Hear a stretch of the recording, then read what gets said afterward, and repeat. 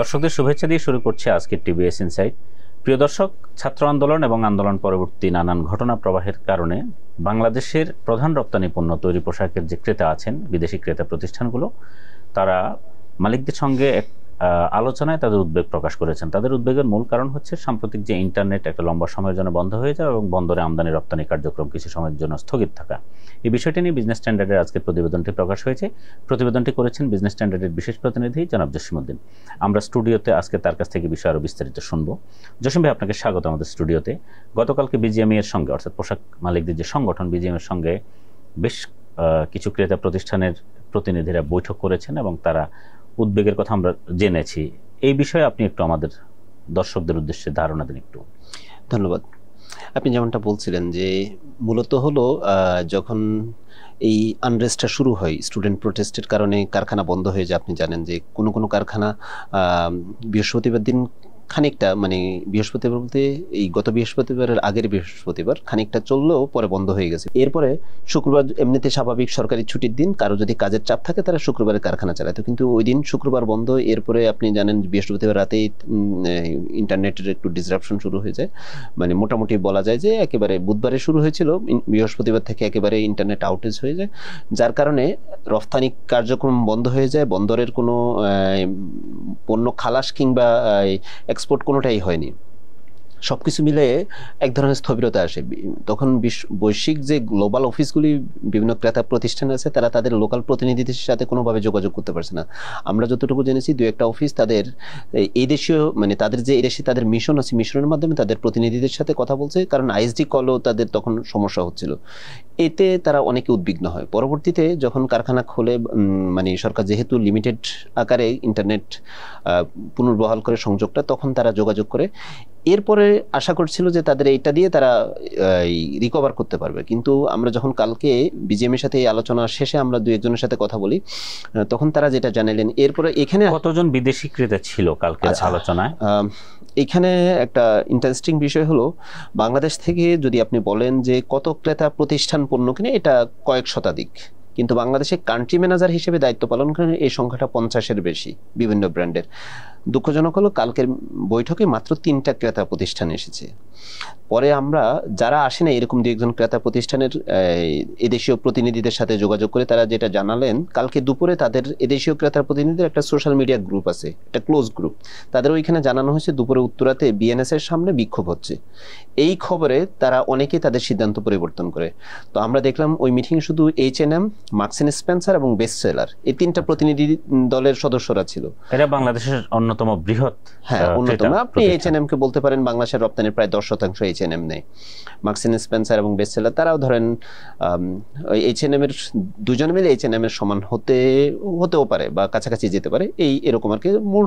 মোটা দাগে বলতে পারেন 20% পণ্য যারা কিনে এই প্রতিষ্ঠানের প্রতিনিধিরা ছিল। কিন্তু তারা এই যে উদ্বেগটা তাদের মাঝে এখনো যাচ্ছে না, এই যে আনরেস্ট একবার শেষ হয়ে গেছে, এরপরে ফার্দার হবে কিনা এটা নিয়ে তারা একটা উদ্বেগে আছে। পরে আমরা কথা বলে যেটা জানলাম যে বাংলাদেশ সরকারের পক্ষ থেকে যে ব্যাখ্যাটা দেওয়া হলো, ডাটা সেন্টার পুরো গেছে, কিন্তু বৈশ্বিক অফিসগুলি তাদের যে করসপন্ডিং মেইল আছে, আমাকে 2টা ক্রেতা প্রতিষ্ঠানের প্রতিনিধি তাদের মেইল দেখিয়েছে। তারা বলছে গভর্নমেন্ট ডিরেক্টিভ যে ইন্টারনেট আউটেজ হচ্ছে, এটার কারণে তারা মানে এক ধরনের হেজিটেশন ফিল করতেছে, তাদের সাপ্লাই চেইন ফার্দার ডিসরাপশন হবে কিনা। একটি ক্রেতা প্রতিষ্ঠানের উদ্ধৃতি দিয়ে এই দেশীয় তার মানে অন্যতম প্রধান সাপ্লায়ার বলছেন যে তার ওই ক্রেতা প্রতিষ্ঠানের মানে গ্লোবাল বৈশ্বিক অফিসের যে ভাইস প্রেসিডেন্ট, সে তাকে বলল যে আমি স্কটল্যান্ডে এ ধরনের আনরেস্টের অভিজ্ঞতা তোমার চেয়ে আমার ভালো আছে, স্টুডেন্ট প্রোটেস্ট এভাবে হয় না। তো তারা উদ্বিগ্ন এবং ওই রপ্তানিকারক বলছেন যে তার সাথে তাদের এই বছরের গ্রোথ হলো 30% প্রজেকশন ছিল, এখন তারা ওটা নিয়ে ফার্দার কোনো কথা বলছে না, কারণ তারা এখানে গ্রোথ ছিল বলতে বাংলাদেশ থেকে আরো 30% বেশি তাদের একটা প্ল্যান ছিল, যেটা তারা মৌখিকভাবে করছে, কনফার্ম করছে। এখন এই আনরেস্টের পরে যখন কারখানা খুললো, তখন আর এটা নিয়ে তারা ফার্দার কথা বলছে না। তো ওই রপ্তানিকারক আগামী সপ্তাহে যাচ্ছে তাদের গ্লোবাল অফিসে, তার সাথে দেখা করতে যাচ্ছে। ওনার বিশ্বাস যে তাদের সাথে যদি সামনাসামনি বসে কথা বলা যায়, তাদেরকে হয়তো এক ধরনের মানে কনভিন্স করা যেতে পারে। আপনি গতকালের কথা বললেন, তার আগের দিনও ব্যবসায়ী নেতারা 4 মন্ত্রীর সঙ্গে বসেছিলেন। সেখানে একজন ব্যবসায়ী নেতা বেসিস সফটওয়্যার এই খাতের মানে সফটওয়্যারের যে Bangladesh information software information association যেটা, জি, তো সেটা সভাপতি উনি তখন বললেন যে আমরা বিদেশে যখন ব্যাখ্যাটা দিই যে ডাটা সেন্টার পুড়ে যাওয়ার কারণে আমাদের ইন্টারনেট বন্ধ হয়ে গেছে, বললো যে এই ব্যাখ্যাটা তারা গ্রহণ করছে না, কারণ এই কারণে পুরো ইন্টারনেট বন্ধ হয়ে যাওয়ার কথা নয়। এটি তারাও ওই দিন বলেছেন এবং গতকালকে যে কথাটি আপনি এখন বললেন যে বিদেশি ক্রেতারাও একই ধরনের কথাই বলেছেন, তাই কি? জি। আচ্ছা, এটা ছাড়া আমাদের আরেকটি বিষয় কি আছে যে আমাদের যে ডিসকাউন্টের কথা বলছে, যেমন এই মাঝে যে রপ্তানিটা ব্যাহত হয়েছে, আপনার এটার সাথে একটু অ্যাড করে ডিসকাউন্টেডটা বলছি। কালকে আমাকে একজন ক্রেতা প্রতিষ্ঠানের কান্ট্রি ম্যানেজার আমাকে তার একটা গ্লোবাল অফিসের একটা চিঠি দেখিয়েছে। সেই চিঠিতে বাংলাদেশে অনেকগুলি অপারেটর, আইএসপি অপারেটরের নাম আছে যেখানে লেখা আছে গভর্নমেন্ট ডিরেক্টিভসের কারণে বন্ধ করেছে। এক তালিকার শেষের দিকে যে নামটা আছে এটা প্যালেস্টাইনের নাম, সেখানে লেখা আছে পাওয়ার আউটেজের কারণে তারা ইন্টারনেট আউটেজ হয়েছে তাদের, মানে তাদের কাছে এভিডেন্স আছে। এগুলি হলো বৈশ্বিক প্রতিষ্ঠানের এভিডেন্স তারা দেখাচ্ছে, বলছে যে দেখো সরকার এগুলি করে ছেলেমি করতেছে, যদি এটা সরাসরি স্বীকার করে তাহলে আমাদের জন্য কনভিন্স করতে সুবিধা হয় যে সিকিউরিটি রিজনে গভর্নমেন্ট এটা করছে, ভবিষ্যতের ইয়ে করার জন্য গভর্নমেন্ট প্রস্তুতি নিয়েছে। আপনি যেমনটা ডিসকাউন্টের কথা বলছেন, আমরা ডিসকাউন্ট অথবা অর্ডার ক্যান্সেলেশন অথবা এয়ারফ্রেটের মতো বিষয়গুলো কি এইচএনএম এর কান্ট্রি ম্যানেজার আমাদেরকে যেটা বলেছেন যে তারা এটাকে ফোর্স মেজরি বা এটা ধরেন ক্রেতা বিক্রেতা কারোর হাতে এনে এটা প্রাকৃতিক দুর্যোগের মতো করে তারা এটাকে বিবেচনা করছেন। তারা এই 5 দিন বা 7 দিনের জন্য যে ডিলেটা হচ্ছে এটাকে তারা এয়ারফ্রেট করবে না, এটা রেগুলারলি তারা নেবে, এটা তাদের কমিটমেন্ট। আমরা জিএসটার রয়ের সাথে কথা বলছি, তারাও একই কথা বলছে। তাদের যেটা হচ্ছে তারা বলছে তাদের সাপ্লাইদেরকে ওরা ফার্দার জিজ্ঞেস করছে যে আপনাদের কোনো সাপোর্ট লাগলে সেটা আমাদেরকে বলেন। তো তখন দুইজন সাপ্লায়ার, একজন 4 দিন আর একজন 7 দিন ডেফার্ট চেয়েছে, বলছে ওকে ফাইন আমরা এটা অ্যালাউ করবো।